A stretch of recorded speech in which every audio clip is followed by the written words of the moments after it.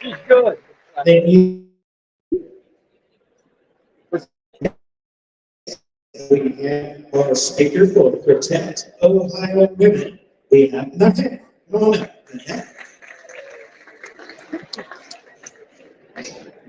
Hi, I'm with Protect Women Ohio. It is so nice to see everyone here today. And I think we all know what's at stake. The future of our families, parents, children, gun owners, all Ohioans are on the ballot. And a lot of people come up to me today and they're very confused. They're asking me, what's going on in August? Which way am I supposed to vote? And let me tell you something. We need to vote yes. And the confusion is by design. You have trolley little elites, you have liberals, you have outside extreme groups. $14.8 million out of that 12.5 from out-of-state groups in Ohio, California, Illinois, New York. They don't belong in Ohio. Their values don't belong in Ohio. They don't belong in Ohio families. We must vote yes to protect our Constitution this August. Yeah.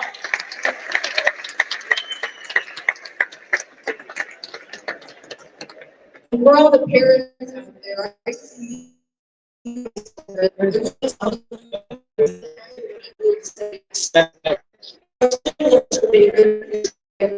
families are being treated and parent amendment this November. The ACLU is people say it's about abortion. Let me tell you, it's more than abortion. It's about parental rights. This extreme amendment does not include the word woman. It says individual. It doesn't include the word parental rights. It allows any individual to go through about full-term abortions, and then it's including but not limited to their reproductive decisions. And let me tell you, that means transgender surgeries in Ohio. We don't need that in our state. We need to make sure that we're protecting our children. We need to vote no in November. Yeah.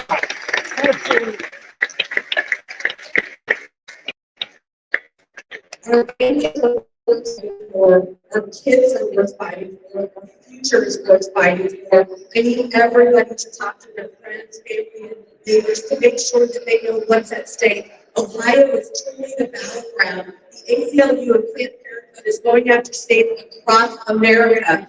But make no mistake, they started in Ohio to test us, to test our fundamental values, our ideals, and challenge our freedoms. Make sure you stand up for your family. Make sure you stand up for Ohio. Let's vote in November.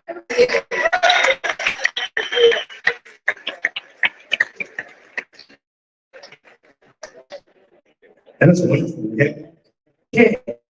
I'm going to bring your Ohio Republic and okay. And this here is Alex Triantafilo. All right. Wow, what a tremendous crowd. Welcome, everyone. I'm Alex Triantafilo. I'm chairman of the Ohio Republican Party. And boy, it's a great energy in this room. By a show of hands, who's already voted for Tuesday? Anybody already voted? All right, not bad. All right. You know, the Democrats beat us in the early vote. Maybe not this one now. Of the people who did not raise their hand, who's for sure going to get out Tuesday morning and vote? Yes. Now, keep your hands up. Who's going to vote yes on one? Yes on one. Folks, the left is coming to Ohio, and they want to sidestep our legislature, sidestep our governor. They want to attack our Constitution with California-style politics. That's what's happening in Ohio right now. They don't like that this state has gotten more conservative. I don't like that it's not already more conservative. So we need to stand up strong as conservatives and as Republicans and be together on Tuesday and vote. Everybody together with me. Yes on one! Yes on one! One more time. Yes on one! We need your vote. We need your support. You it on your Facebook page, your Twitter, tell your friends, your family, get on that text group, and remind everybody Tuesday morning, folks, this race is closer than it should be. So we need a massive Republican red turnout in places like this county. And counties across Ohio, we can do one thing, yes, all. Thank you all.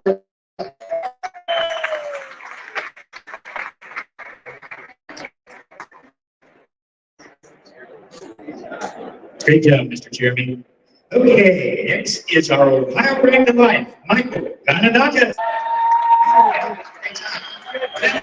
Everybody, Mike Ganadakis, President of Ohio Break to Life. Historic quick side fact, that's the first time two Greek Americans shared the stage, Chairman Alex and myself, both Greek Americans, and we dress alike too, so we didn't plan it. Ladies and gentlemen, can we all agree that every year someone stands up in front of you and says, this is the most important election year of your life, right? Every year someone does that. But I'm here to tell you that this is the most important election of your life, and it just happens to fall on Tuesday, August 8th. You see, if you want to protect your values, if you want to protect your way of life, we have to protect our Constitution. Because what's the problem we have is there are out-of-state billionaires in Hollywood, Florida, Hollywood, California, I should say Hollywood, Florida is nice place to go. Hollywood, California, New York City, Illinois, anywhere that wants to come in and prostitute our state constitution. You see, they can't get their radical agenda. What they want to do to our state house is we elected people like Tracy Richardson, Bill Reineke, and others. So what are they doing? They're trying to buy our way into the Constitution. Now people say, Ganadakis, isn't this all about abortion? Well, it is to myself and my wife Amy, who's here, and how do you stand that way? My two kids are here too, so it'll be nice if they finally be able to come to an event. So I'm happy they're here. But for us, it is all about abortion and stopping Planned Parenthood this November.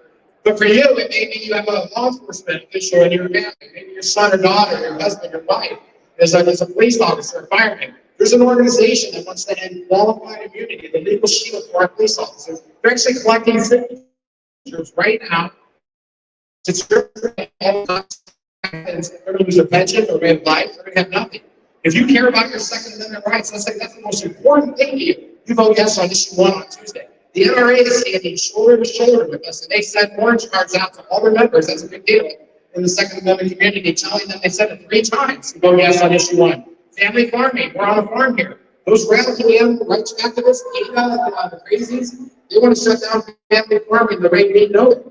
You vote yes on issue 1. The Chamber of Commerce, small business owners, you vote yes on issue 1. The strength of our movement, ladies and gentlemen, is the diversity of our coalition. And if we, the people, stand up, we will beat them on Tuesday. Everyone said President Trump couldn't win in Ohio. What did he do? He won not once, but twice by 8 points. Because why? We all showed up and voted. And as Chairman Alex said, if we all grab ourselves and vote, and grab our friends, neighbors, Facebook friends, Twitter friends, and go vote on Tuesday, we'll win. If we stay home or we find something else to do on Tuesday, we won't win. It really is that simple. It's a turnout election, no more persuasion. We show up, we win, we can send them packing. We literally have a for sale sign on our state constitution right now. We have blackjack and craps in our state constitution. It doesn't belong there. This November, marijuana, weed, smoking, growing. That's what they want to do. Abortion, as I said moments ago. That's here. And things we haven't even thought about are coming. Did anyone watch the debate last week? And I'll wrap this up. 2 weeks ago, we had a statewide TV debate. And my opponent, Allison Russo, the Democrat leader, she was asked point blank, can you assure the Ohioans that a constitutional amendment will not come forward to strip our right to bear arms? She couldn't answer the question. She could not answer the question because we know that's what's coming next. So if the pro-life movement is maybe number 2 or 3 for you, know that your most important issue is coming next.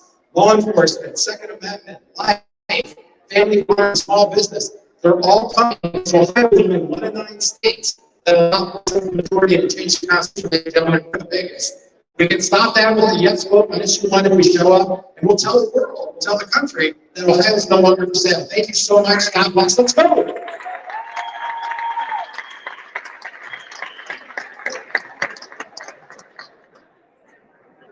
I guess Michael can fire you up, can he?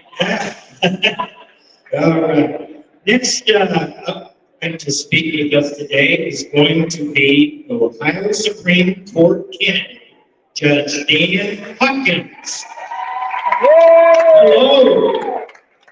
Thank you all for having me today. My name is Dan Hawkins. Great job. I'm a husband, a father of three, a former prosecutor, a current judge, and I'm a candidate for the Ohio Supreme Court 2024. I'm running for the Ohio Supreme Court because I'm a conservative and believes in the rule of law. And I want my family and yours to grow up in Ohio that's safe and free. We've seen the extreme lengths that the left would go through to implement their agenda. Since they can't get it through the legislature or to the executive branch, we've seen how they try to implement their agenda by legislating through the bench through our courts. It's incumbent on all of us to make sure that that doesn't happen. I'm Judge Dan Hawkins. I'm running for the Ohio Supreme Court. My election will be next year.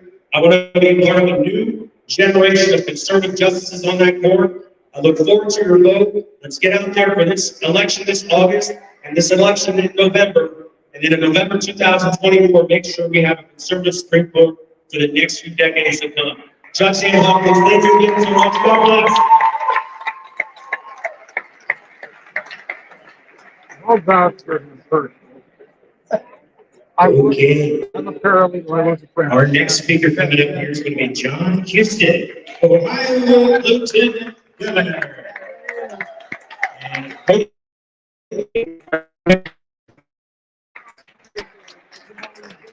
Good afternoon. All right, it's a great group. I look. I love being here. What a backdrop. That's awesome. So, one of the things I love, by the way, thank you for the privilege of serving you as your lieutenant governor. I love Ohio, and I love the fact that Ohio is the heart of it.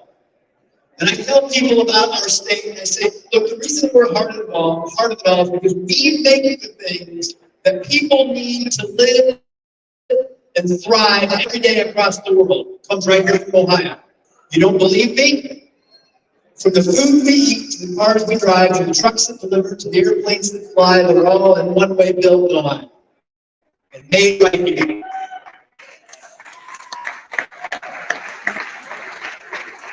Now we even need the computer chips that run our computers, that runs everything else. And we are growing in prosperity. Today we have the lowest in Ohio. And you know how that happened? It happened because over the course of the last 30 years, Republicans took back state government from the Democrats. We began to cut taxes, cut regulation, eliminate judge lawsuits, create a great business environment, a better education system, and now businesses are moving to Ohio. In the last 4 years, 48 companies have moved from the coast to Ohio. Why? They don't like it here, they love it here in the heart of it all. Are you okay with illegal immigrants voting in Ohio? There's something else that matters more, our values. Our values as Midwesterners. That matters more. That's the culture. The values determine the culture of our state. Our values are hard work, personal responsibility, family, faith, freedom, patriotism, friendly Midwesterners who love our country and fight for those values. That's what Ohio is. What about the illegal immigrant voting? And now, we know that the Democrats have failed to win back their majorities in the legislature. They can't win statewide offices. They've lost the Supreme Court. They only have one way to undermine that entire system that I just talked about. And that is to get out-of-state billionaires to fund their efforts to amend the Ohio Constitution to get that way what they can't get in any other way that they've tried over 30 years. That's what they're about. Do you remember in 2018, you know who he is? He funded, through his foundation, a ballot initiative to legalize up to 19 grams of fentanyl without making it a crime. That's enough to kill hundreds, even thousands of people with an overdose. That's what happens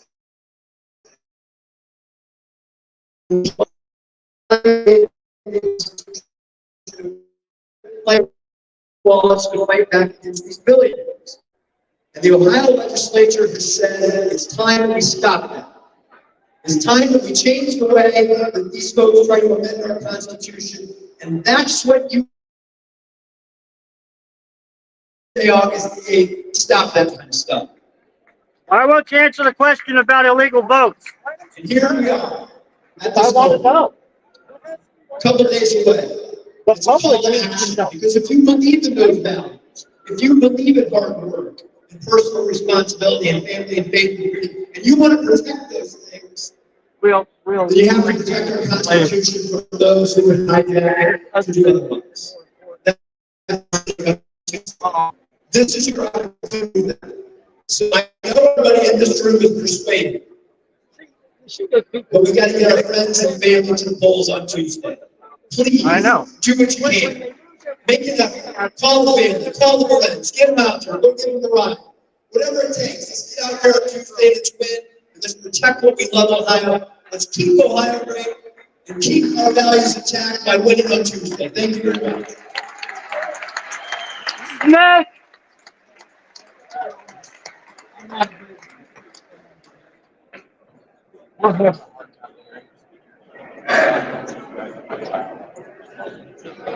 Move. Move. Move. Move. Move, sir. We're going to have a 15-minute intermission. We have a right. When we come back, to engage. U.S. Congressman Jim Jordan will be speaking. In that time, we have, I hope you picked up near the door, a form that has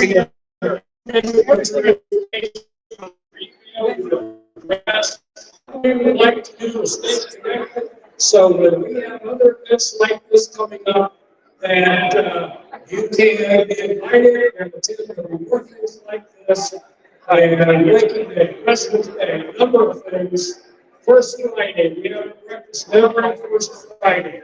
So all those things will be announced. So let's fill that out and turn it over here to the vendor fair area at the Unitarian Republican booth.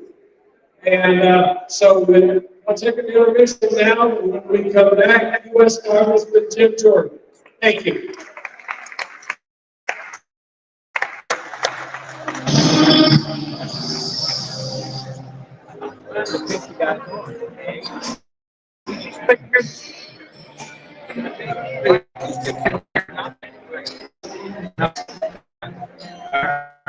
Not trying to be rude, but we called them out. They're lying. So he has tapes of tapes of him denying anything about 500 illegal immigrants voting. When he proved to him, he threw it off like no big deal. So really, is any illegal vote that's not a big deal? He talks about us selling our country. I'm willing to amplify it.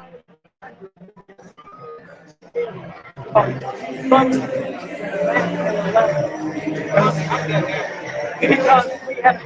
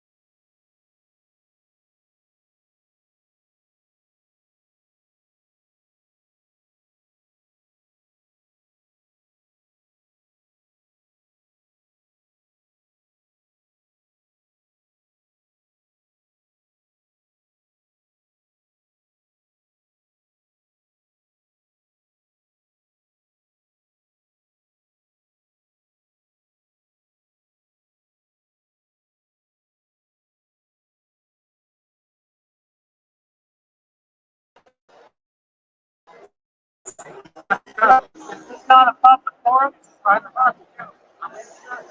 Wow. Come down. Just calm down. Enjoy it. Okay? So we as the public not have a right to ask our questions of leaders? Well, they only appear on private property.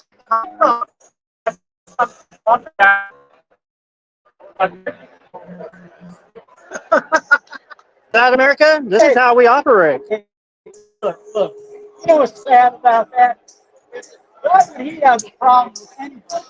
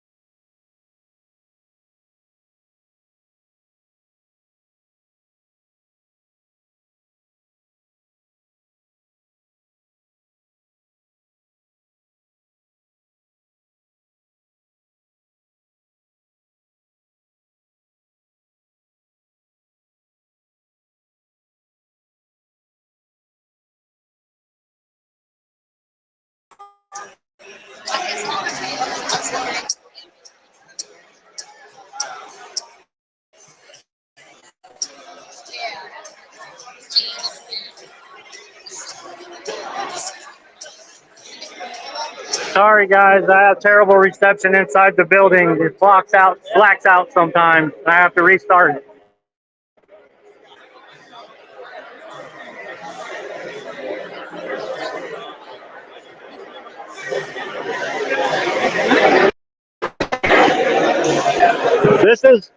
This is supposed to be a public forum, but it's on private property, so they're threatening to throw out questions that are political so that they don't have our concern.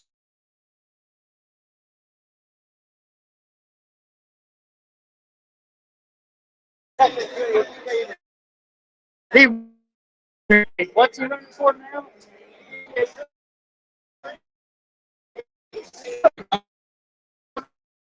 So we just want to know why he wants to let illegal immigrants vote. Because he got a tractor to bring it slide, and he don't want to answer the question.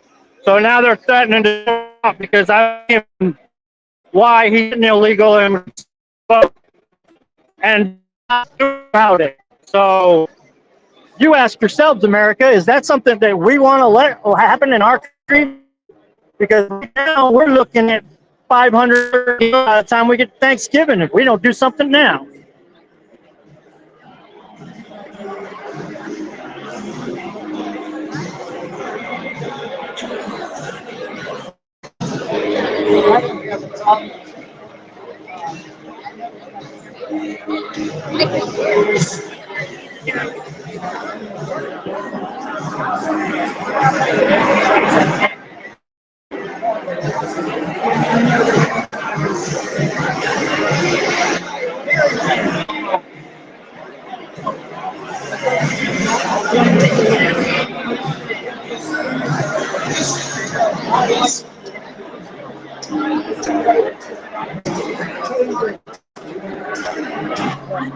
We're on a mission right now.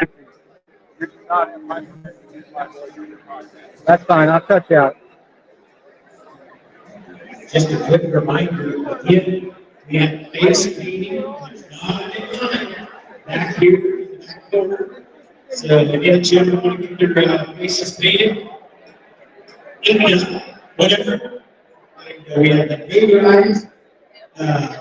Jeff Robinson is very good to bringing his tractor and wagon, the stall on it, to give the children and parents do the hayride. Jim moves back a long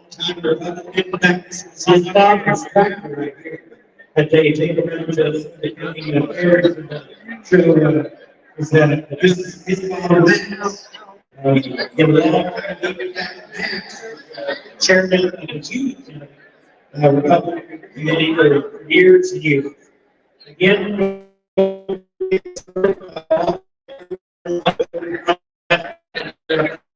annex and the over there.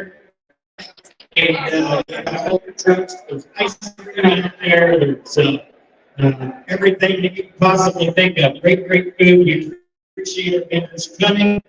Just a few reminders before my mom comes up here. Yeah, I didn't know she was in the arms in Ohio. She's in the Ohio National Guard, or maybe she's in the reserve. Ohio. The North Union Fire Department is also here. And if some of your children want to touch a fire truck, they can do that every several months there right now instead of probably a trigger. And that's a North Union Fire Department. And so if somebody gets one over there, it's called touch a truck. And maybe you can come fire. So help yourself and have a good time. We'll have a congressman out here in just a few minutes.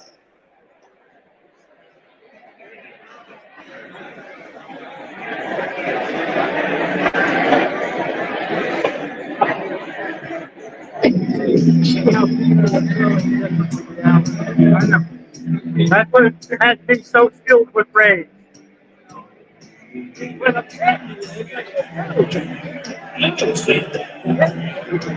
But don't criticize.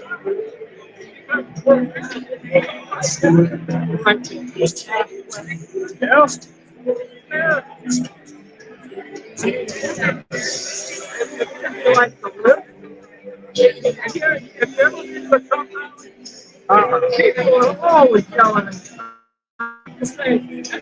and oh.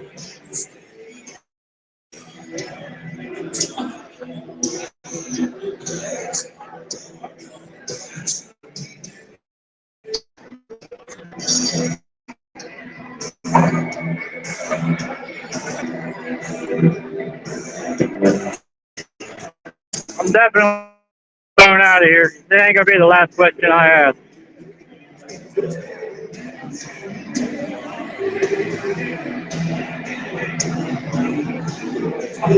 Service inside this big metal building is spotty. It goes in and out.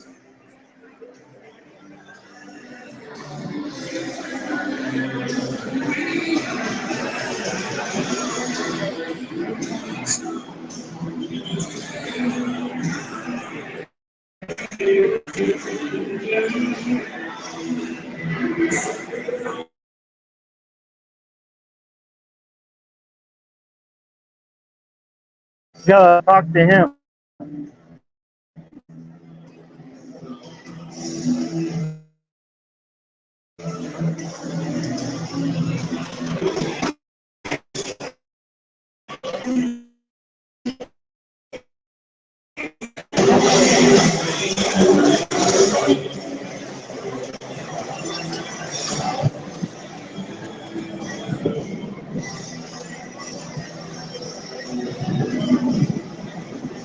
Oh, so sorry, bud. Oh, you okay? Oh, he was so little, I didn't even see him. So sorry. Here, let me have his water. Oh, I apologize so bad. I feel terrible.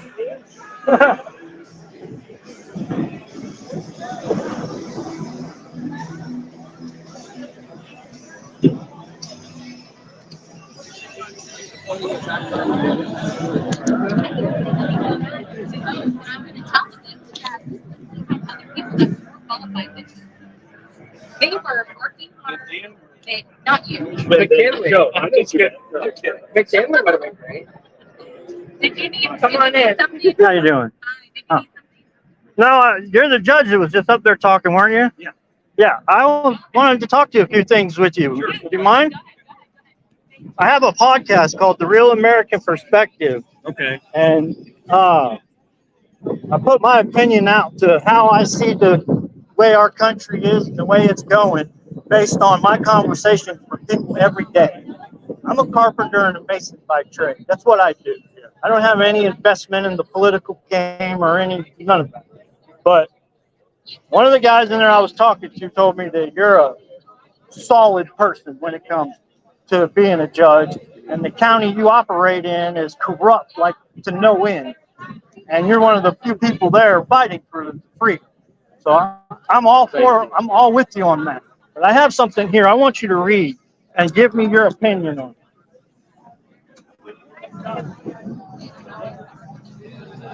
Can we hold it? Yes, please. All right. Now, I wrote this based on my conversations with average Americans. It starts right here and continues for like a few pages. So I would like your professional opinion as a judge. And this here?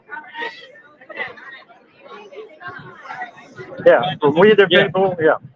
So judges, we have these ethical things where we can't give professional opinions like that because if a case like this Comes before my you. court, which being in Franklin County, something like this is filed, it would most likely come to Franklin County, so I could get it. So that's not something I'm allowed to talk about. Really. Okay. I'm not trying to dodge it. No. You know what I mean?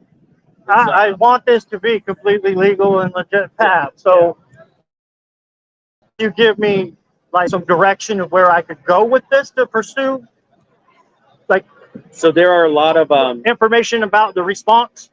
there are a lot of conservative lawyers who are familiar with Josh Brown is on a central committee, and he's a conservative lawyer. He files lawsuits, does a lot of pro bono work on behalf of conservative organizations. He's someone you could reach out to and talk to him about this. But I would versus trying to maybe you have a right to file something as a citizen, but maybe working with a lawyer on it to make sure all the T's are crossed and I's dot, that sort of thing. That's why I'm here asking you, because I was told that you're a solid Well, patriot and I guess American. that's why I don't want to. Right. Well, I appreciate your candor on that. But I see what you're going for, and I think talking to one of those conservative lawyers who works, especially on pro bono issues like that, would be the best route to go. And because that could, if something ends up getting filing, if there's a, especially Right, you want to be Ohio, right. You want to be indifferent on this issue. exactly. Does that make sense? Yeah, it makes perfect sense. Okay. To me. I might be a mason and a carpenter by trade, but I'm also an educated scholar, and I was raised in a military household. My father, my grandfather, Same here. generations have fought for this country. I was born less than a week from 4th of July, so red, white, and blue runs through my veins Same here. to the core. My dad, who's here tonight, I think he's sitting down there. Vietnam vet. My grandfather, prisoner of war in World War II, Japanese prisoner of war. So, America and service, it runs through our family as well. I hear it. Right. And so that's why, like, that's my most prized book in my entire library. I read it all the time. Good. And A lot of people should. over the past, since July 21st, I started this show because a friend of mine was at the January 6th rally. Okay. And now he's a live streamer who's out there in front of the DC jail every night at the vigil, where we have hundreds of Americans being kept as political prisoners right here in the United States. And it's being shoved under the rug. And that just disgusts me to no end. And they're getting charged. I mean, they're getting prison sentences like 18 and 25, 30 years for stuff as little as trespassing and, all that. But the records are all coming out now in court that the January 6th rally was ambushed by the government, and the United States public was set up as scapegoats. We definitely need some reform in the Justice Department. It sounds like the folks running for president, it's something that they want to get under control. So Right. That's all federal stuff that's outside of my jurisdiction. Yeah, I understand that. I mean, I'm just saying that I just learned about, not that they were being locked up, but the 21st I learned that every night at 9 o'clock, the prisoners sing the national anthem. And outside at the vigil, patriotic Americans are out there waving their flags and singing back to them every night, have been for a year. August 1st was the first anniversary of that vigil. Was it? And nobody showed up to protest that. And the reason I came here today is because I want to ask these big politicians and senators and candidates why more attention isn't being focused on this. Someone's speaking now, so let's go hear him. But good to Absolutely. meet you, sir. Thanks. You too.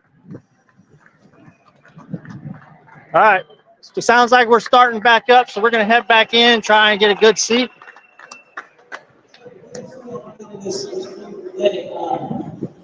Let me just say, did you see that? See the announcement from the IRS a couple of days ago? I was like positive. So with me,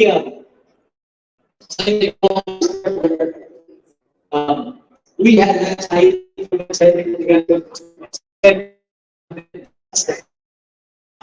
committee that Democrats are asking the multiple sources. He was given an election of the First Amendment. Jim Jordan. All that's going on. The IRS was not going to follow this going to happen. Yeah. So then, just a couple of weeks ago, the IRS announces they will go. We made a big deal of the situation. The IRS announces they will no longer be making unannounced visits to American citizens' homes. And of course, the IRS said that this was, they said this was for the safety of our agents. And I'm like, no, this is because we made a big to-do out of what you guys were doing and how long ago.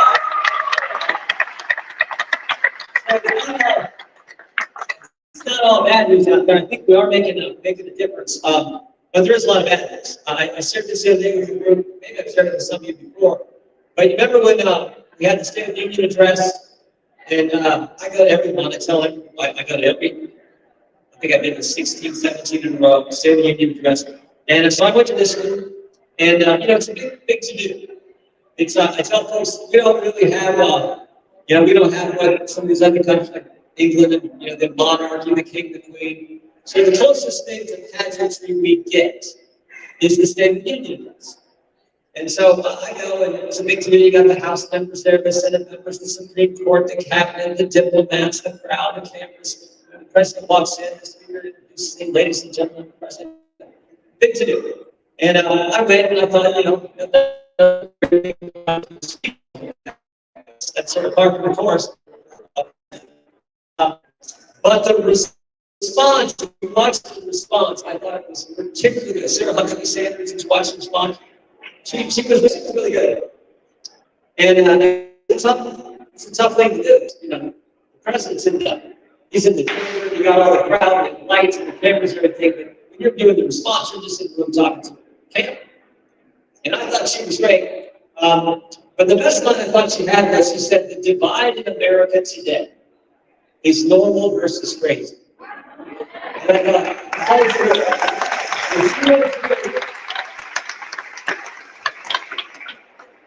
and you stop and think about it, the left that now controls the Democrat Party has embraced us.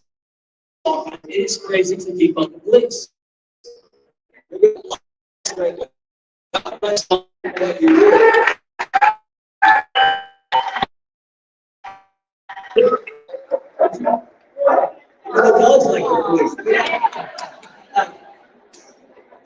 is crazy to think that boys should compete against girls in sports. It is crazy to think non-citizens should vote, right? You can just here's an important one. It is actually pretty crazy to think you should be able to change your constitution. The simple majority. That's why this Tuesday it's so darn this. I mean, you think about your foundational document, you don't want to willy-nilly change that document. Change the Constitution. It takes a super of the Congress and it takes 3/4 of the state to ratify that change. It's a real process. So we can win on Tuesday. But you can just keep going. It is crazy. It is crazy to let a Chinese spy balloon fly across the country and then shoot it down, right? I told you we're doing it. I live in Country Boy from Ohio, but I think I'd have probably shot it down before it flew through the process.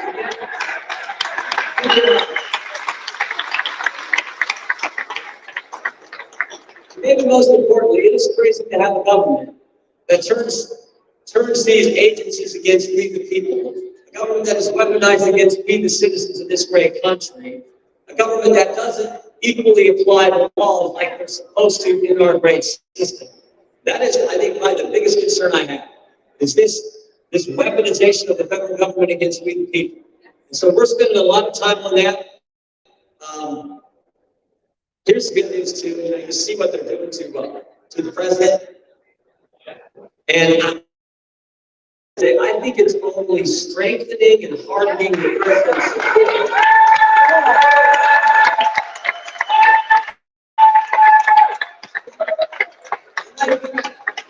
not only is it hardening his existing support, I think it's actually growing his support. I think his support's going to increase.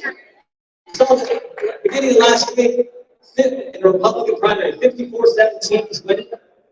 And that's unbelievable. More importantly, the New York Times had a poll where him and Joe Biden were running neck and neck. That's the New York Times. So the New York Times got it even. It's probably pretty good news for the president. I think, frankly, the crazy stuff that happened this week is, again, only going to increase his support. So let me just say a couple of things to you. Thank you for being in the fight. I learned a long time ago, good things in life don't just happen. If you want to accomplish anything that matters, anything that's significant and has lasting value, it takes time, it takes effort, it takes work. But we're not allowed to ask questions. Most importantly, it takes a willingness to assume the risk associated with trying to do something worthwhile. Because when you try to do something that really matters, there's going to be people attack you. And particularly today in American politics, you try to stand up to the principles of excuse me, that matter. They're going to come I just want to answer. I'm an average American My citizen. favorite lines of I'm being crushed by the weight of the wheel. And I'm open. I want answers. He's one of the guys. The People who come to me. Leeds thing, the way the New York Times, Washington Post see things. Al Thomas had a great line. He says, I get up every morning, I read the Bible and the New York Times, so I can see what each side's up to. There's a lot of truth to that. So thank you for being in the fight. Thank you for helping President Trump.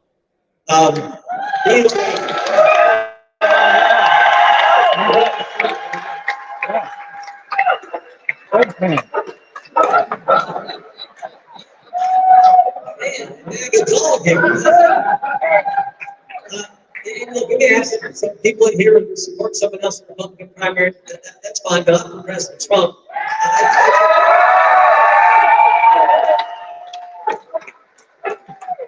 We have never had, and I say this every time I go to this talking, any group of any size. We have never had a president who did more what he said he would do. Get more accomplished than what he told the voters he was going to accomplish if we gave him the chance to be our president. And he did it. He did it with everyone in that town against him. Every Democrat against him, everyone in the mainstream press against him, big tech against him, so many other folks across the country against him, active Republicans against him, and maybe most importantly, all the bureaucracy against him. And in spite of that, he got things done. That's the kind of guy I think we need.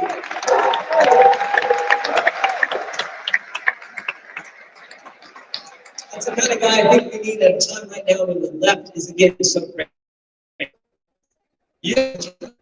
Last fall, there was a survey done on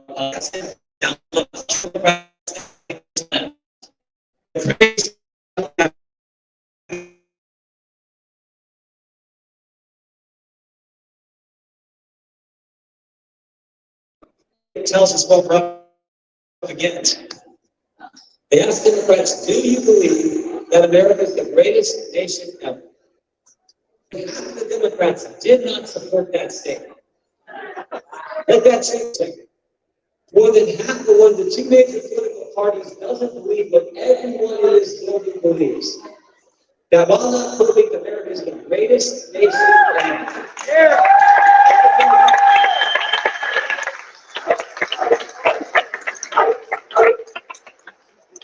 So what we're going to say. Next to Jesus, the best thing that ever happened to this world is the United States of America. That doesn't get our questions out. The values and the principles that our country special, it's worth fighting for. Long as So thank you for doing that. We got all local don't businesses. spread the word, nobody's gonna know it. Senate candidate here, Ricky Marino, is going to speak over at Carrie Lake. That's who I came to visit. I love her. She's awesome. If you haven't voted, get out and vote tomorrow. Tuesday morning, make sure we can win this state. America is worth fighting for. It truly is. I don't know how to make it zoom in. I've got it a long time ago that See you, buddy. I'll be back here if you need if me. America's not leading, the world's a more dangerous place than it already is.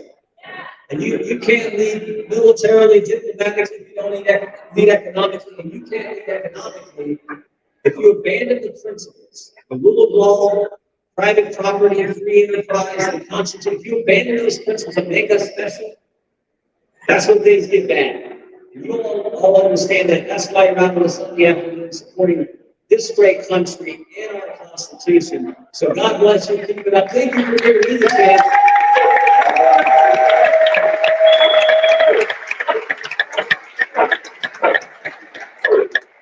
Thank you for giving me the chance to represent you, your family, your business, and your community in the United States of Congress. We take that responsibility very seriously. In the history of our great country, only about 12,000 people have had the chance to serve in the United States Congress. All throughout our 200 plus years of this great country, only about 12,000. So I take that responsibility very seriously, count it as a privilege to represent you. And we're going to keep fighting. We're going to keep fighting for the things that count, the things that matter, the things that make our country special. Last thing I'll say is this. What happened a week and a half ago when the judge said no to this plea agreement that the Department of Justice tried to do with Hunter Biden with a big law?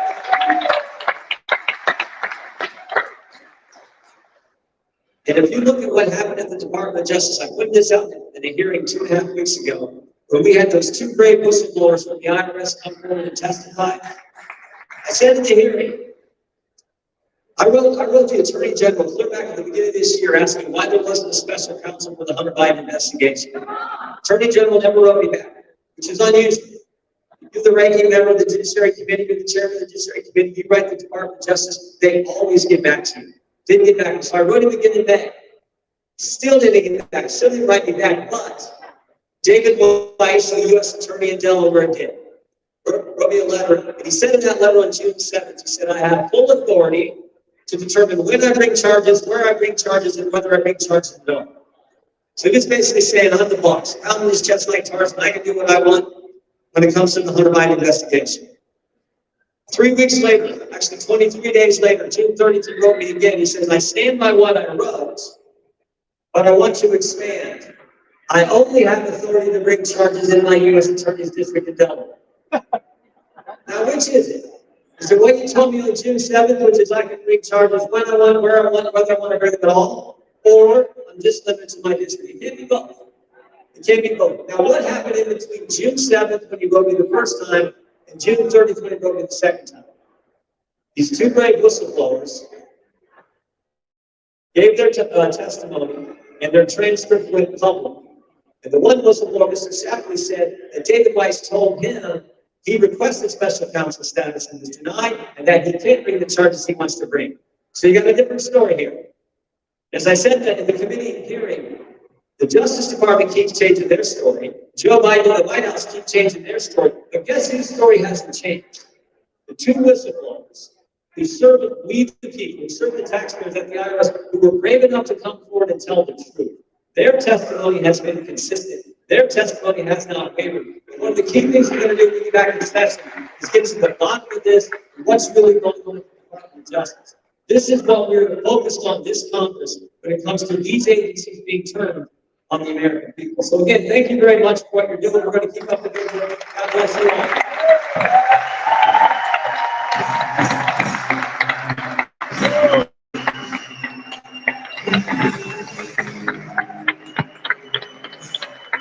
U.S. Congressman Jim Jordan.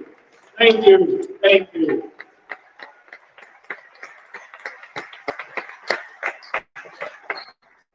One of the things, this is a great crowd. This is an incredible crowd that is out and in support of issue 1. And the next speaker will address that some. And this individual, he actually immigrated to the United States when he was 5 years old and became a U.S. citizen when he was 18. And he absolutely worked his way into a car dealership ownership, expanded that, did extremely well with that, and actually a number of other business ventures. That has been very, very successful at all these things. And he is running for the U.S. Senate. We do have a race next year. The seat is currently held by Sharon Brown. That pause there, I had trouble saying it. It's tough to get out, but he does not represent the values of Ohioans. There is classical liberal, there is progressive, and there is hard left. And so that's not Ohio. This individual, I think, will speak to some of those issues and some of those thoughts. So this is a warm welcome to Bernie Marino.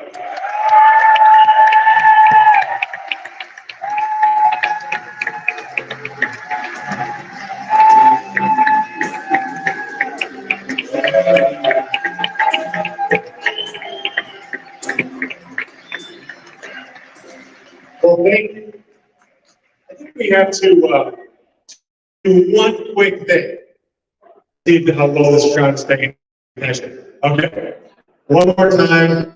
What do you think of Sharon Brown? All right. Sure you guys are all paying attention. Well, thank you so much for having me. First of all, let me just thank your fantastic county party chair, Chairman Conklin. Thank you so much. It's also important for us here to thank the members of our heroic law enforcement that's keeping us safe every day. Thank you. Thank you. So the chairman said, I wasn't born in this country. I didn't always have to specify that I came here legally. But let me just specify that my family came here legally. All right? Now there's 7 of us in the family. I'm the youngest. My dad was one of 11, and my grandfather was one of 23. So that answers the other question you're wondering about Catholic or not. All right, so that should clarify that one. I do want to take a moment and give a shout out. She hates this. You can stand up, Bridget. My wife, Bridget. Bridget and I have been married for 34 years. I'm very fortunate to have been able to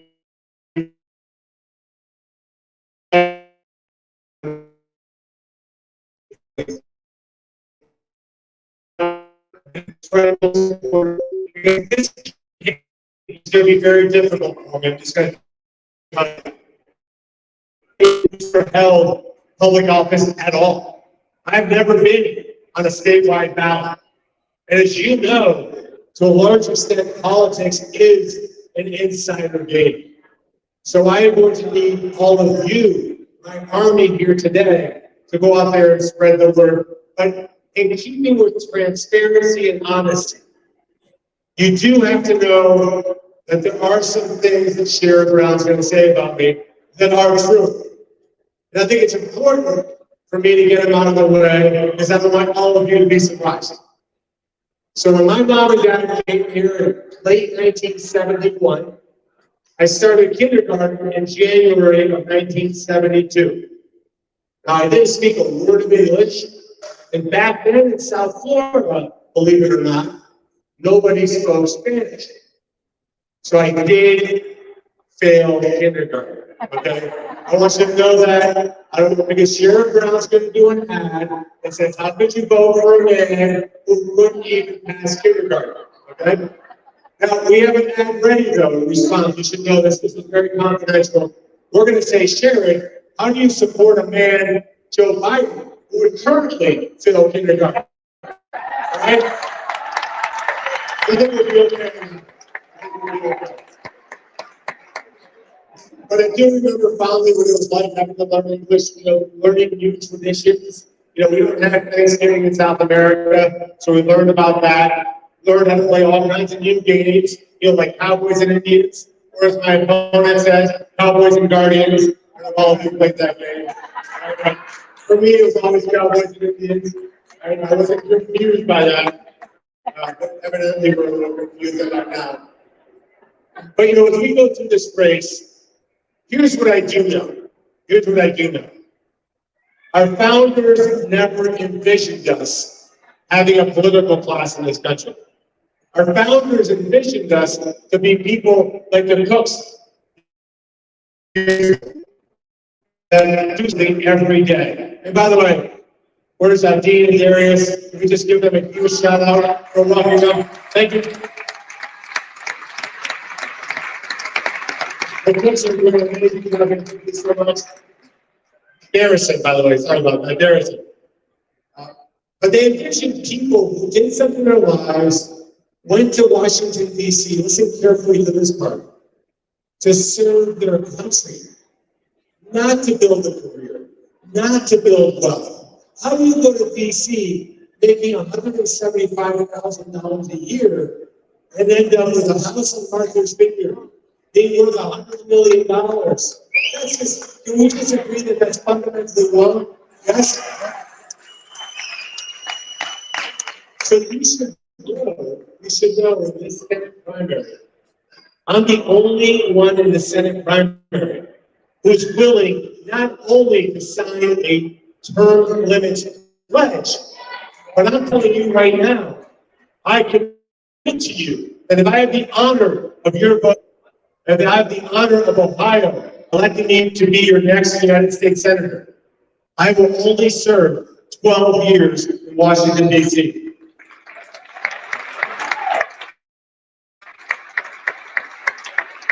And I'm going to have to come back and see if the cooks need a little bit of help here on the farm. But I'm coming back home, and my wife has made it even more clear. She said, "I think my third term, there'll be a second wife.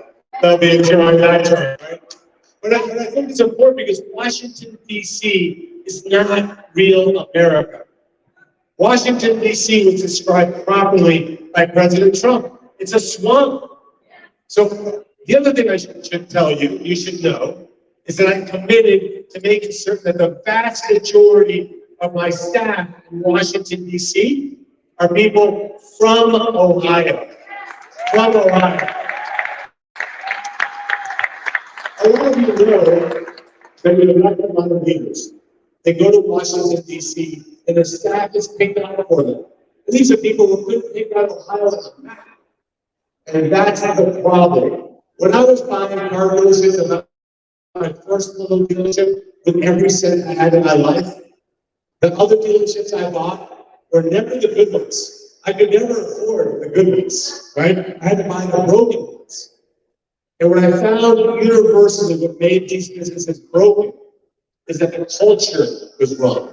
The way people looked at things, their outlook was wrong, and that's what we changed.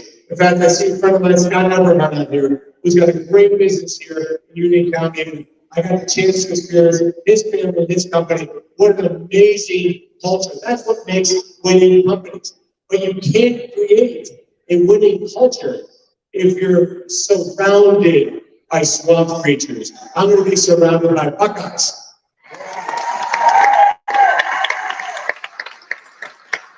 The other thing I'm going to commit to you is that as your United States Senator, I won't be a stranger.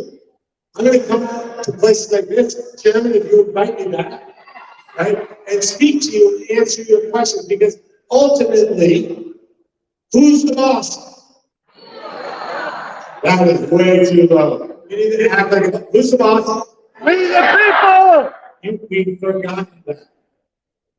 With rare exceptions, we have forgotten that we're in charge. I will get paid by your taxpayer dollars, and I'm going to respect your taxpayer dollars. Let me give you a little bit of bad news for a second. In the last 40 days, since we eliminated the debt ceiling, we've added $1.8 trillion in new debt to this country. Just process that number for a second. In less than a month and a half, $1.8 trillion. So you gotta ask yourself, what are we getting for that money? Are your schools better? Are your roads better? Are your bridges better? Do we have the most lethal military on the face of the earth? Oh, Objectively, all of those things are worse. So where is the money going? Let's talk about that real quick. We've got a border that is symbolic, but not actually. There's about 400 people here today. So look around. This is what 400 people looks like. We've had 6 million people cross our border illegally in the last 2.5 years. 6 million people that we take care of with benefits. Right now in New York City, the Roosevelt Hotel, I remember being a kid going there, and my mom and dad tell me that's where the rich people stay. Currently today, New York City, the entire hotel at $500 a night, $15,000 a month is housing illegal migrant families. Think about, process that for a second. Raise your hand if you pay $15,000 a month in rent. Think about that. But we're paying for people who aren't even here legally, let alone citizens of the United States of America. If you could do me a favor, if you serve this country in uniform, could you please stand up for a second? Let's give her a huge round of applause. Thank you.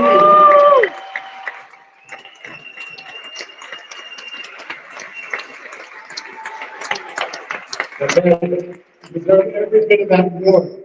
We have 25,000 to 35,000 homeless vets. Think about that for a second. 25,000 to 35,000 homeless vets. People put on the uniform like they did, served our country, and yet we're housing illegal migrants in a luxury hotel in New York City. We're going to change that. We're going to turn this around. I'm not somebody who likes to be hyperbolic. I'm not a very optimistic person. But let me just say this. I'm going to raise your hand if you've ever heard this expression. This is the most important election in our history. Raise your hand if you've heard that. Okay, everybody's heard that. This is not. This election next year is our last election. It's our last election. If the Democrats stay in power, let me walk you through that for a second. If the Democrats stay in power, regain the House, get control, keep control of the Senate, keep the White House. Somebody said it's over. You're exactly right. DC and Puerto Rico will be staged with 2 senators each. The Supreme Court will be packed. The filibuster will be over. They're going to nationalize what they did to us in 2020, election-wise, all over the United States of America. We will see a debt that we've never even possibly imagined. This is not something that isn't at our doorstep. Right now, the Federal Reserve is building the Death Star, which is a centralized digital bank where they eliminate cash and they control what you buy and who you buy from. They're building that today. When I get to the United States Senate, first of all, I'm going to have to explain to my peers how any of this stuff works, because a lot of them don't even know how to send an email. Okay, that's problem number one. Okay, but we're going to make it a felony for any American citizen to possibly think about creating something called a centralized digital bank program.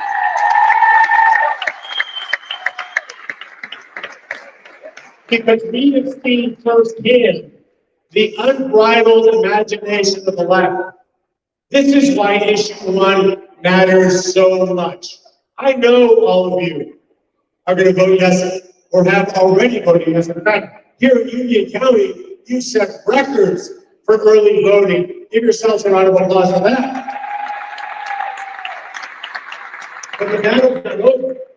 We got to leave here today with a homework assignment, which is to go out there and find 5 to 10 people who you think haven't voted.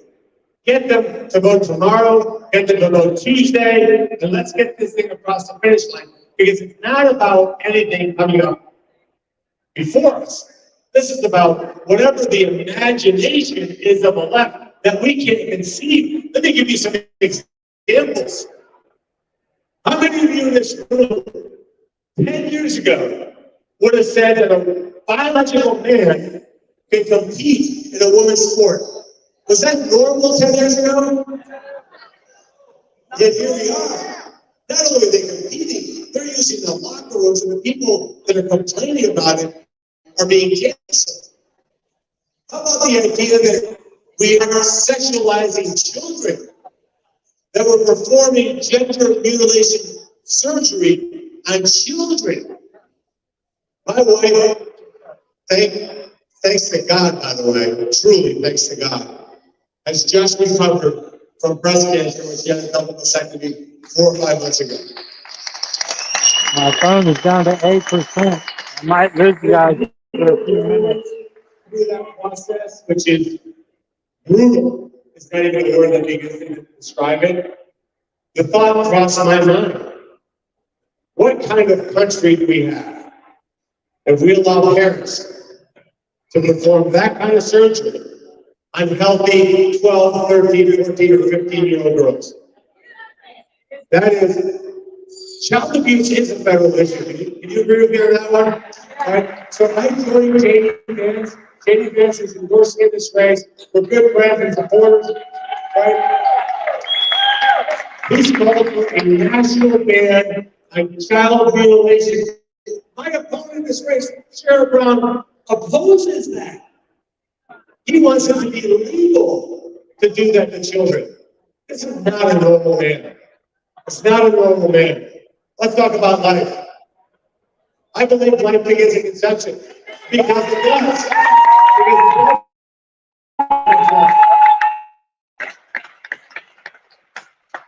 And a lot of Republicans are afraid of the abortion issue. They're saying, don't talk about that. Don't talk about that issue. Let's talk about that issue. Let's talk about that issue. Now, Dobbs made his decision to make Roe versus Wade and reverse it because there is no constitutional right to an abortion. Our founders would be deeply and morally offended by the insinuation that the documents that they wrote would enshrine the ability to end the life of a child. So let's fix that. So a lot of people say, well, no, this is up to the states. Let's clarify this. I do believe in states' rights. I think we should do more at the state level and much less at the federal level. But there is a role for the federal government here. And what I would vote for is the bill that currently exists in the United States Senate, which is the most restrictive bill that can pass the House, can pass the Senate, and get signed by a president, which is a 15-week ceiling, which states can do more restrictive abortions, but not more than 15 weeks, because we cannot have a nation like we have today, in which 7 states allow abortion right up until the moment of birth. And my opponent, Sheriff Brown, think about this, try to wrap your head around this for a second. Sheriff Brown will sit on the debate stage with me and advocate for the ability to have an abortion at week 20, 25, 30, 35, literally up until the moment of birth. Sheriff Brown believes that that's true. All right, guys, I have to charge my phone up, or we're not going to get to see Carrie Lake.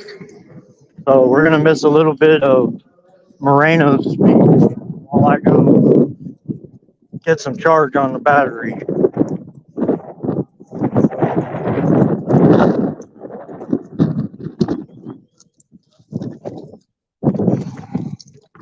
Just bear with me for a few minutes because my phone doesn't have enough charge.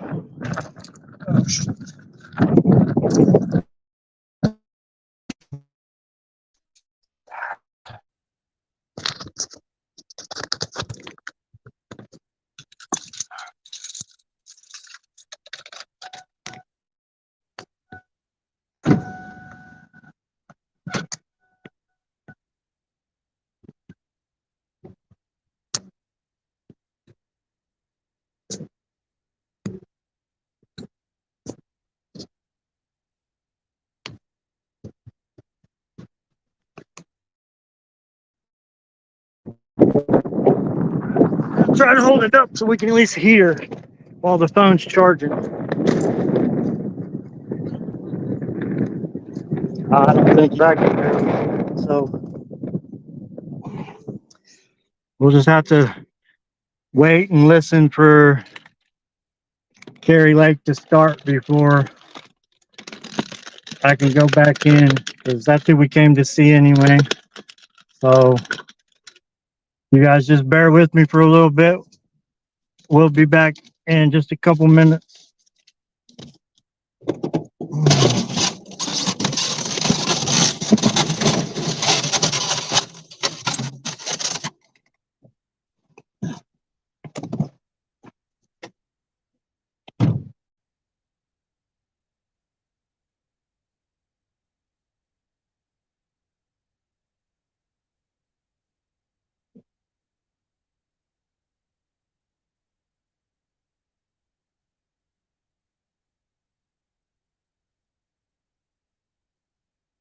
I haven't abandoned you guys. I'm just trying to overhear so that I know when she's coming back on. Hopefully we'll have enough charge. I'll give you guys a little bit of music to listen to for a minute.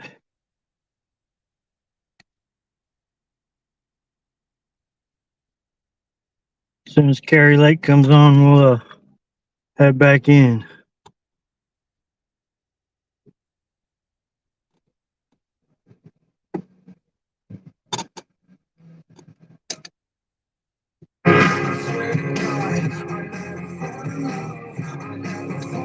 All right. Enjoy the music for a few minutes while I listen for Carrie Lake and let the phone charge back up to hopefully enough that we can catch her whole speech, because all the other speakers burned up most of my battery while we waited.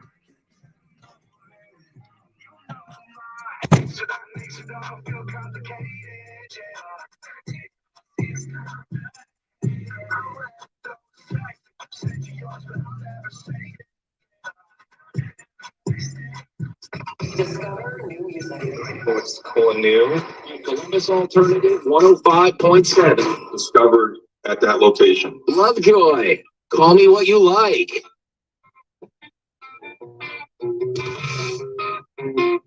It was a family incident. She never felt safe in her. We both hate the news. For the grace of God, girls here. Smiling when I ask if she's bored yet. What do you think to find? Those faces. Well, guys, look like she's coming up now, and we've only got 6%, so hopefully we'll make it through most of this before my phone dies.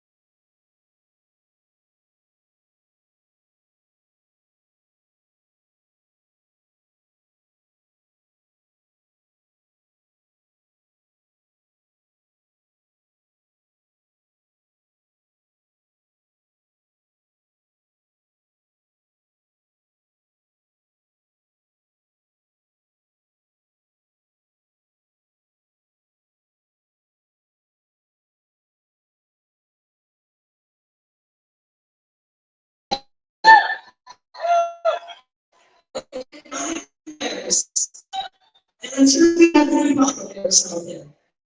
Yeah. All the nature. And left is right there.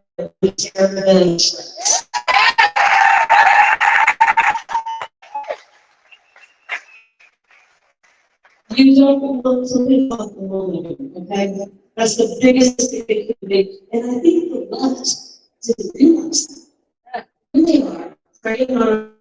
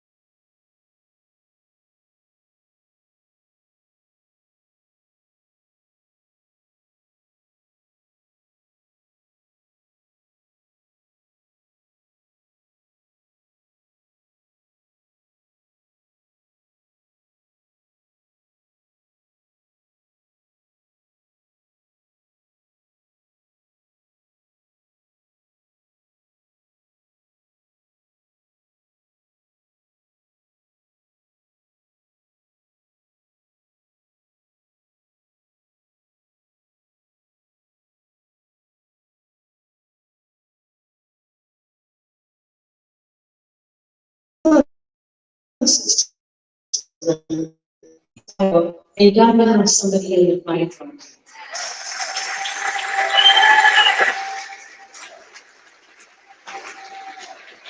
You got to Jordan. You guys are so lucky. Of course, I love you, Jordan, because I'm coming from Iowa. We have great wrestlers in Iowa, and he's a hell of a good wrestler. So that it's already kind of blue. First of all, I wish you could practice this wrestling music in DC. Maybe we could get somebody into submission and actually stop the. And then you have Jamie Banks. You are like a great center.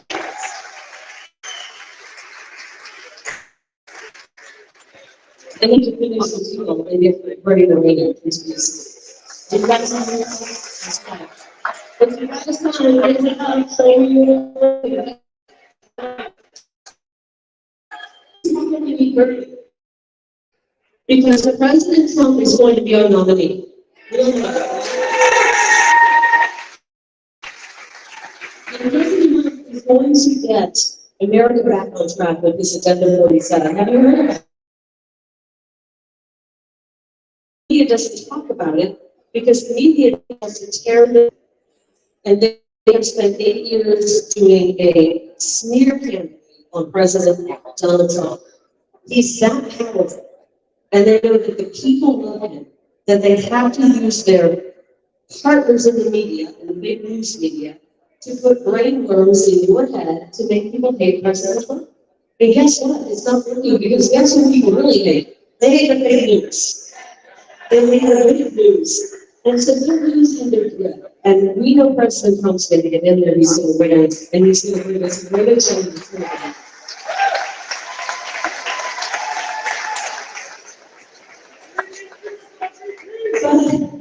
Okay, who's the smart aleck? Who's the smart aleck right there? So thank you. We really need President Trump. I'm going to be honest, we asked about VP, and because people ask that. We got to get President Trump to be our nominee. I know whoever he picks is going to be a great choice. And when I show up to vote for him in November of 24, whoever he picks, I'm voting for with every ounce of my being.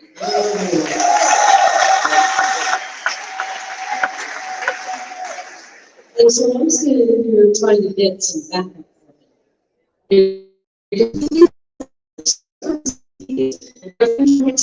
him. He's going to have a major cleanup job too, right?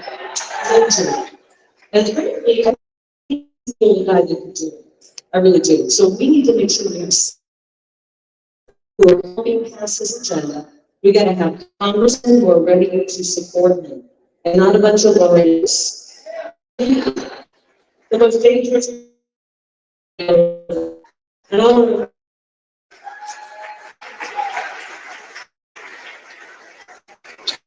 so funny, we were traveling with Bernie and his amazing wife today, absolutely incredible. I car, we were, and actually we did drive together, but anything comes to work out. So I was telling folks that was with my team, I said, I really like Bernie a lot. He said, so many politicians, and he could be my favorite politician. He's really careless. He's who he is in private and who he is on stage. Say hi. And Cole puts it because he's not a politician. He's not a politician. We need to bring the politicians out and get to the outsiders in who wants to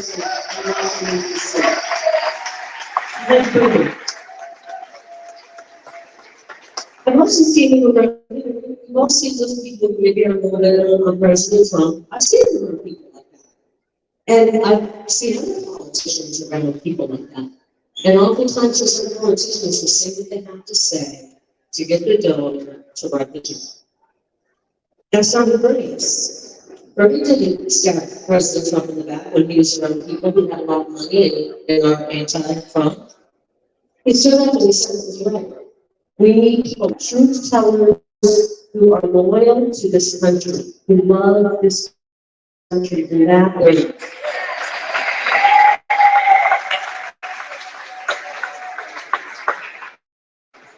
I think I have in common, actually, my husband and Bernie have in common. His mother was born in Bogota, Colombia. And I'll tell you what, you get people from Latin America who understand what is going on down there, because they got family there. It is a nightmare. Very dangerously close to turning toward looking more like Latin America, places like Venezuela. You know, get it right. Next election. I think you said it's the last. Not just the most important election, it's the last election. Our country's going. We make it to the next. And I think that's why we're all here on a Sunday afternoon. And you know that. And some of the greatest Americans I know are immigrants who came here, who became American citizens. And they understand what it means to be an American. They understand what the rest of the world looks like. And I think it's really important. In Arizona, the most ardent folks who are for border security are people who came here and became citizens legally. They are the most ardent supporters of that border and come here. They did it the right way. They absolutely did it the right way. And to watch these people go across the border is just, it's difficult to watch. I've been down this border too many times.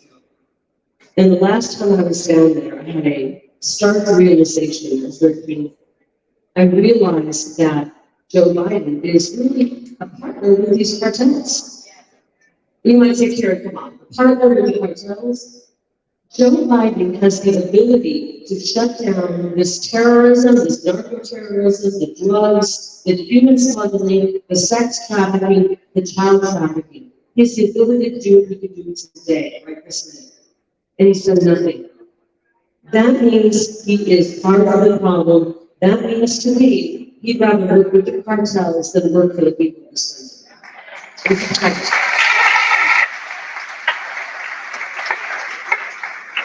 And we knew, the guys compromise. We've all heard what's going on, and thanks to Jim Jordan and some of the guys in DC who are digging. We know that he is compromised. He's taken payments from CCP. Think about that. The Communist Chinese regime, our enemy, has given the Bidens millions of dollars. You wonder why we're going to war and why the war continues and why he's not talking about peace in Ukraine like President Trump is? Oh, well, that's because his family's getting payouts from Burisma, right? How many of you follow NASCAR? You know a little bit about NASCAR, right? They wear the jackets with their sponsors on it. I'm starting to think that we need to have our politicians wear NASCAR jackets so we know who's sponsoring. How do you do it? Can you imagine? You have Joe Biden and his sponsorship. It says the CCP. That's the kind of problem. Burisma. And it probably has a Ukraine flag rather than an American flag. And it probably has some big pharma. No, there's mountains of that. For all of it. Whoever we can find the highest bidder. These people are delusional. Yeah. And if he wore an NASCAR jacket, I do. it would have a big American flag, Rumble. and it would say, "We the Press media.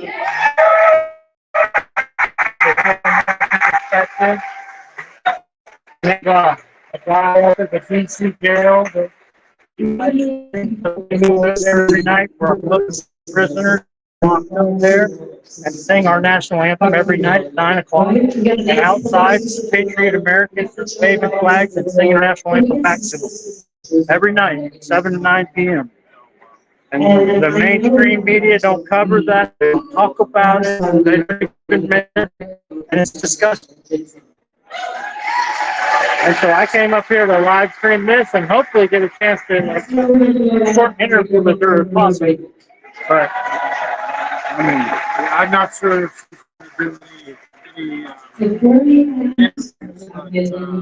Ohio state flag. Play by ear. And then say the people. I was videoing all the other ones and my phone just went, because it takes so much power. So now I'm stuck over here chained to this wall. There might be.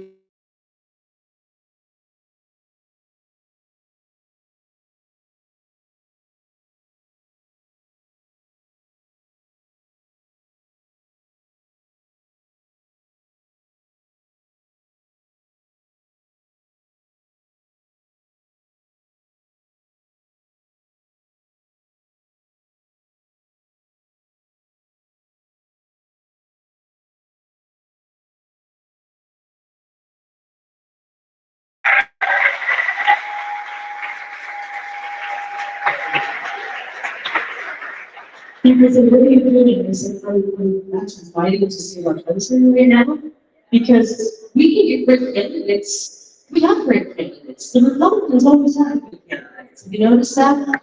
We roll out candidates that President Trump loves this country is sacrificing everything. We roll out people like her.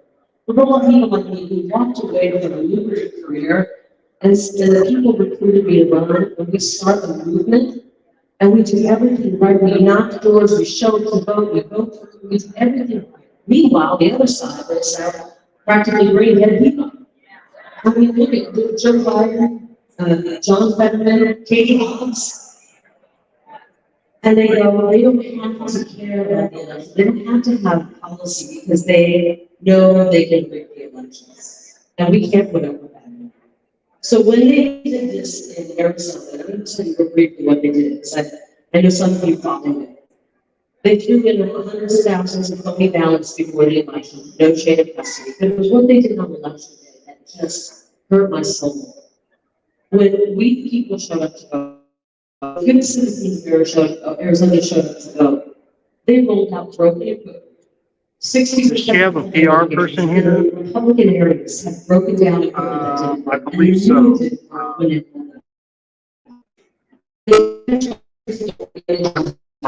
So that the ballots would spin out.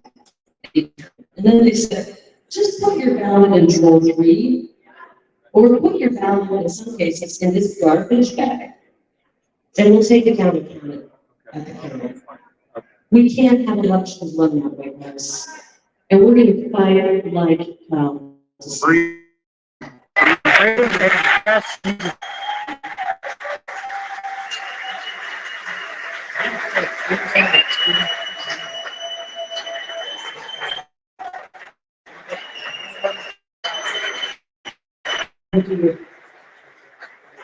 because I'm not listening to the fake news, praying you're not listening to the fake news. But if you are, they say, oh, no, our case is gone. No, our case isn't gone. We've got A a couple case in the conservative shows that we hear every day, and then we live stream like court hearings, vigil every night. Try to make America aware of what's going on behind the curtain. Like every time they drag Donald Trump out in front of the camera, they're doing something dirty in the back. Like Jim Jordan was talking about that sweetheart deal. There's a second sweetheart deal. They just pushed through while they were indicting Trump. And it's even better than the last one. But because we have people in there in the hearings and listen to that, why we know about it before it's public. But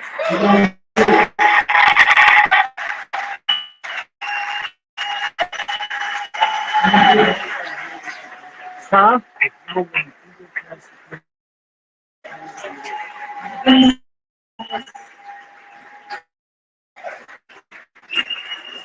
You know when you're going to steal it, and you know why? You know they can't steal it this time around. That's why they say the president don't talk about it. That's why they're indicting him. That's why they're indicting him again. How many more times can they indict one guy? Meanwhile, they have a guy sitting in the White House that I don't even really should be indicted. Ham sandwich.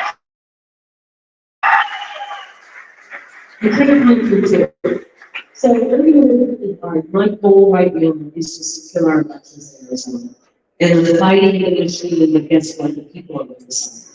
And I'm also going around the country working to help shore up some of the GOP clubs that are pro-America.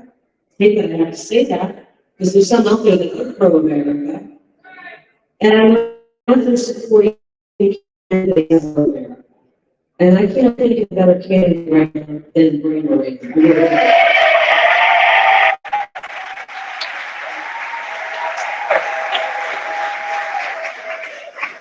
So what you is a lot of things about you inspire me. Thank you for your time. Thank you for what you're doing. How can I? You got to support candidates. You got to do your research. Find the ones that are for our Constitution. Find the ones that are willing to stand up and say the things that are truthful, but they are okay by themselves. Bernie's not, no consultant controls Bernie. Okay, no consultant controls Donald. No consultant controls me. I'm speaking the truth. I have to get out and go and tell them because I had the benefit of working 30 years in the media, so people in Arizona knew my name. When I jumped into the election, everybody knew me. And I really knew the people as well. We need to stay out there. Okay, he wasn't in the media for 30 years. Bernie, did you used to do the commercials? You should have done the commercials. You didn't do the car commercials. See, he doesn't have a big ego either. Most of the guys who have the car dealerships do the commercials. Don't you wish you would have? Now he's like, dang, I didn't do the car commercials. We need to get Bernie's name out there because we cannot elect another Brian into this. Just as bad as this. And we need to, speaking with Democrats, talk to our friends who are Democrats. Now you might be saying, Carrie, you're having friends who are Democrats. I'm not talking about the current crop, like the AOC type Democrats. I'm talking about the old school Ohio Democrats who, they got into the Democrat Party because they thought the Democrat Party supported the middle class. They thought the Democrat Party supported working families. That Democrat Party doesn't exist, okay? We gotta tell them about America first. And I believe our biggest opportunity to grow the America First Party is, right? I mean, honestly, we want to preserve and save the middle class. The other side wants to destroy it. We are nothing in this country if we don't have a middle class. Our young people, my kids are 19 years old. They tell me, Mom, I don't know if I'll ever be able to buy a house. I don't know, I'd like to get married, and, it's hard to just afford survival on my own, let alone how do I start a family. We need to get back to supporting the family and supporting the middle class and making it so everybody, just like Bernie did, just like I did, can live the American dream. And we can only get that with America First policies. It's the only way.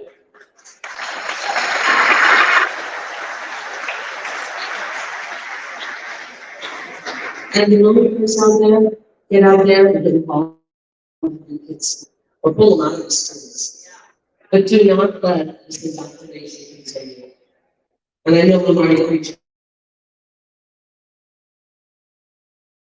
Go after our kids. We're going to make sure we stand up to that. We make sure Because we're gonna bring the. demand honesty in our schools. Can I move over a little bit? I mean, I'm not gonna do anything. We're gonna close this area off. Reading, writing, looking. Another plug in between the next door, and we wanna try to get plugged in there. All right, but we're gonna close this area off. All right.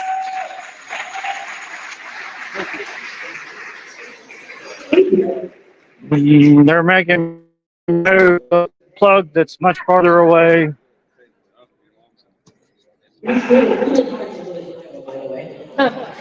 The good thing about it, though, Anything they can do to not let us get the information out. because I was so allergic. How many of you did multitasking as a kid? Okay, just a couple. Nobody works as hard as we did. Nobody works as hard as we did. So I'm really honored to be here. I came here, I got to know Bernie. I realized how important it is that we learn how to say America First. I think a great opportunity.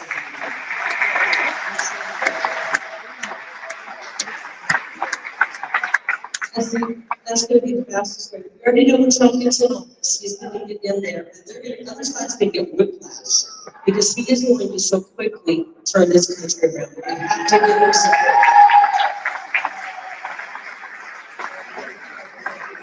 So as an elected, how many of you occasionally can live with what's going on? Okay, every hand's up, right? We have never been closer to taking our country back than we are right now. I realize that we're closer than we were a month ago. We're closer than we were 2 months ago. We're closer to taking our country back than we were 2 years ago. Don't forget that. People are waking up to our nonsense. People are getting involved. I bet you there's a good 25% of the people in this room 4 years ago weren't even involved in politics. And now you're sitting here listening to 13 politicians speak to you. That's how invested you are. We are making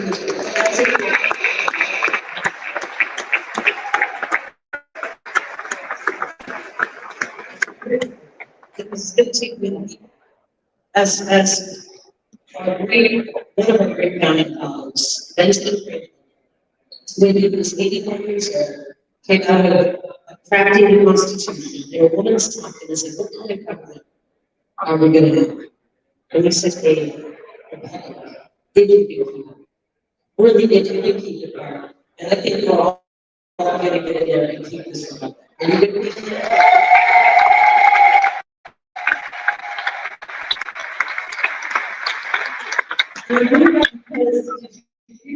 Because 81 years old. We're never too old. We're never too young. We're never too early to get involved and save the country. But our founding fathers did not expect for us to just go off and live our life and let this republic fail. And so it's going to take every one of us to be involved going into this election, to get out and vote, to make sure our neighbors vote, to make sure we support Americans' candidates. And those founding fathers, the 56 that signed the Declaration of Independence, they were still in that work when they signed that document. Many of them, most of them lost everything. And they had a lot to lose. I mean, they had farms that would rival this back in the day, minus the John Deere. They were willing to lose everything to save this country, to create this country. They freed us from the original globalist, King George. And I'll be damned if we're going to go back to globalism.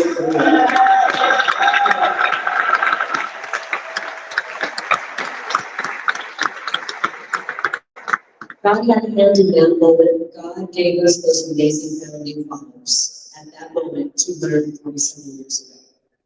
And God put us here for this moment. So when you are feeling down and you hear another dose of bad news, from fake news, when you see something that appears to be a loss, remember we're having victories. Little victories here and there is how you live out. You win a war with little victories, and we're having those victories. The news isn't telling us about it. But remember this, God placed us here at this moment for a reason. He didn't place us here. Can you see that? 100 years ago, unless we have a 100-year-old here. He placed us here at this moment. This is, I think, the most important moment. The charge is 37? Yeah. Since 1770. Thanks. And God put us here. And he put us here to save our country. And I'm going to do everything I can to save it from watch. Are you in it to save it?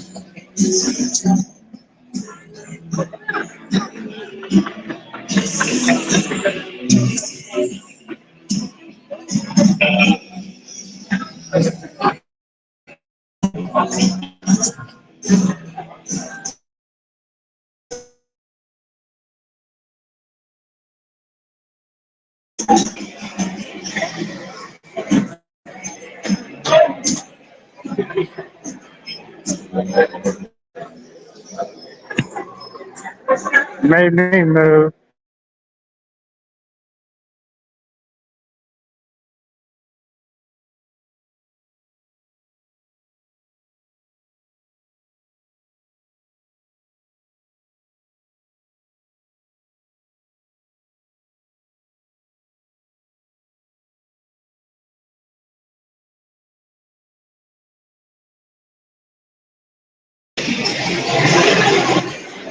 Over here chained. Should have been over there chained to the wall where she come around, but no, they made me move. Even though she's going to come out here and mingle with everybody. So where was the need for the security?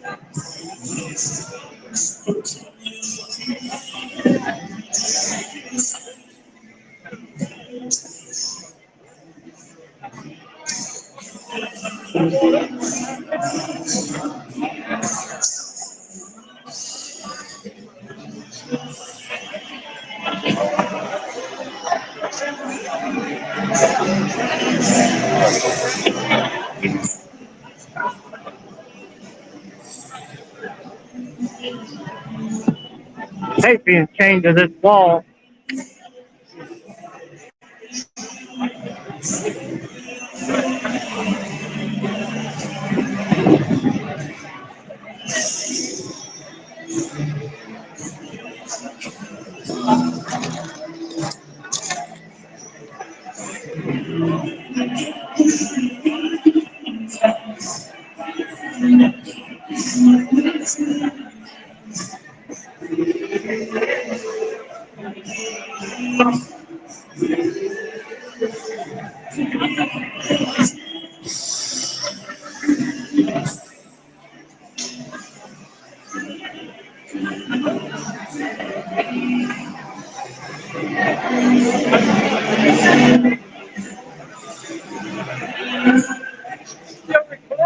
Yeah.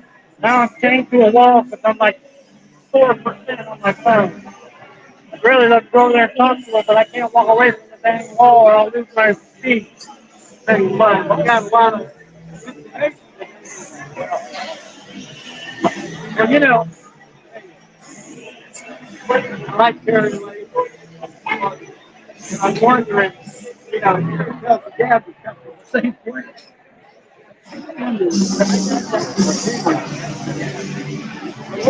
I would too. I was over there and they said, "Oh, we can have to ask you to move because we can't." And then she walked right out there and talked to everybody. Well, I said, "I'd be over there and talk to them." Don't have a red food. Oh yeah, that might be a good. See, my eyes are blue. I think on my eyes. That's our 1/10 of the 13% of the population. Yeah. That's another subject to talk about. Why are our prisons full of 85% of the population? Why? They only make us 50%. That's a question we're not supposed to ask. That's racist. There's a lot of questions we're not supposed to ask.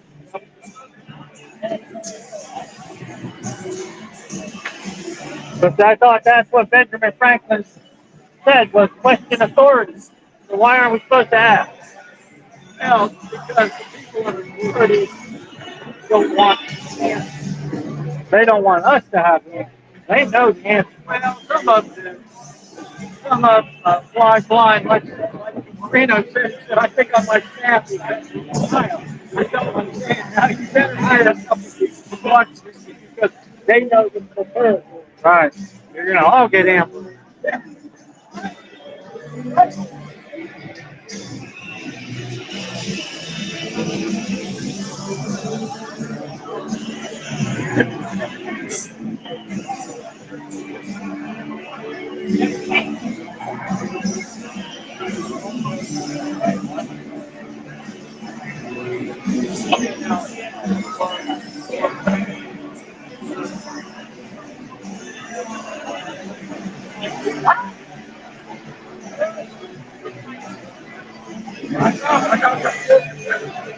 Well,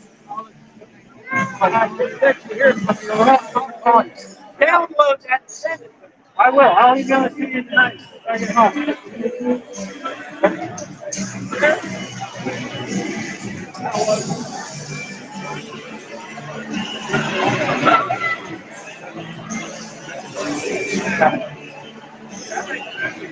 Now,